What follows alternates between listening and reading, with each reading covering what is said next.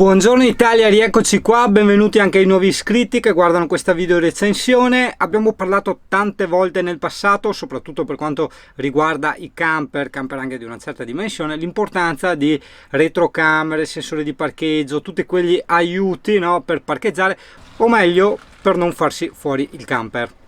Anche perché sai, sbatti con una macchina, vai dal carrozziere, ti rifai il paraurti, sbatti un camper, inizi a avere roba dietro, è ben più seria la storia. Quindi per cui, sbam, la seconda telecamerina. Allora, siamo qui oggi con Michele, che molti di voi già conoscono, e proviamo a montarla nel tetto se ci riusciamo a passare il cavo, altrimenti vedremo, la metteremo sotto. Adesso vediamo, speriamo di riuscire a montarla nel tetto. Direi intanto velocissimo unboxing per vedere cosa c'è dentro. Dai, via. Sì, sembra una cosa molto bella, molto seria. Ah, guarda, leggevo nelle specifiche al sensore della fotocamera della Sony Sonic MOS 1 2.8. Non si scherza, roba seria. Wow, non si scherza, il monitor è veramente grande, veramente grande, molto grande il monitor, eppure la retrocamera, ma la senti che è bella massiccia, guarda anche gli infrarossi per parcheggiare di notte, per la visione notturna, figonata. E questa è la tendina, diciamo, parasole. Ovviamente è inclinabile, quindi te la puoi montare dove vuoi. Ah, volendo poi, vedi, c'è questo attacco qui per attaccartela. Fammi vedere come la puoi attaccare. Ma per attaccartela come vuoi, mantenendo la distanza. Io adesso vedo come deciderò di attaccarla, però c'è anche questo. Vitine e tutta la sua cavetteria. Tra l'altro, se uno non ha voglia di tirar cavi, c'è il cavo di alimentazione già con la presa 12 volt, ossia da accendisigari. In più anche due cornici per il monitor. Ma adesso dai, via, andiamo a montarla. Allora, intanto, giusto per curiosità, stiamo smontando il pannellino interno del retro del camper, perché lì ci sono i cavi. Poi insomma è relativo, ognuno ce li ha a modo suo, quindi direi saltiamo anche questi dettagli. Andiamo a vedere poi invece il collegamento elettrico. Questa volta forse è stata anche più facile, perché sperando funzionino, toccando ferro, abbiamo recuperato i vecchi cavi della vecchia retrocamera che era sul tetto, quindi speriamo bene.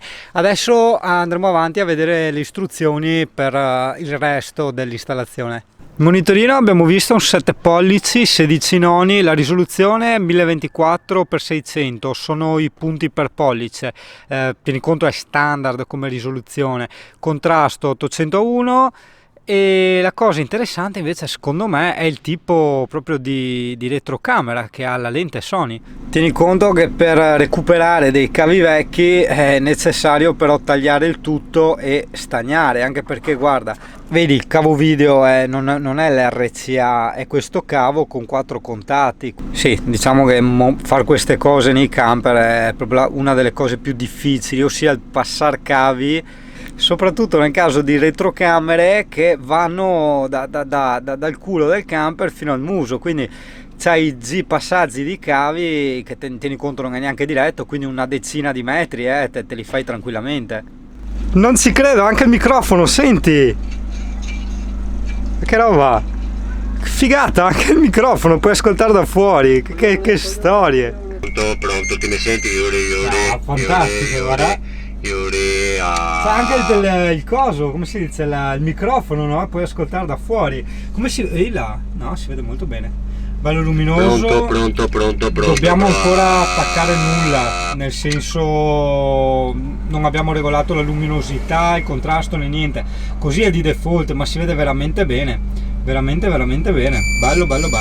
Allora ragazzi, non sono di parte, c'è veramente figata sta telecamera. Attento, guarda, la metto in una zona buia, guarda. Hai visto? Attiva i sensori, guarda, hai la modalità notturna, guarda che roba, tolgo, rimetto la luce e ritorna subito a colori in modalità normale. Stupenda, fantastica. Beh sì, questa la vedi che è roba proprio seria, cioè anche è massiccia, cioè come peso al tatto, è tanto rigida. Io pensavo che era come quella che avevo una volta, no, è tutta un'altra cosa. HaloView e c'è il kit completo. Poi ti metto tutto in descrizione, il link, tutto quanto. È veramente una roba molto seria questa, eh?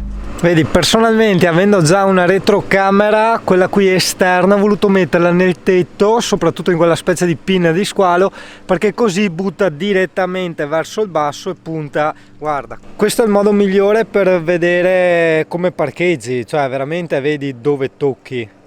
Vedi cosa intendo, come l'abbiamo posizionata noi, vedi qua. Questo pezzettino qui è il paraurti, in modo tale che tu quando parcheggi vedi, no, dove vai a toccare, se vai a toccare. Quindi io direi fantastico così. Oh, il monitor veramente grande, proprio bello, bello grande, 7 pollici, 7 pollici.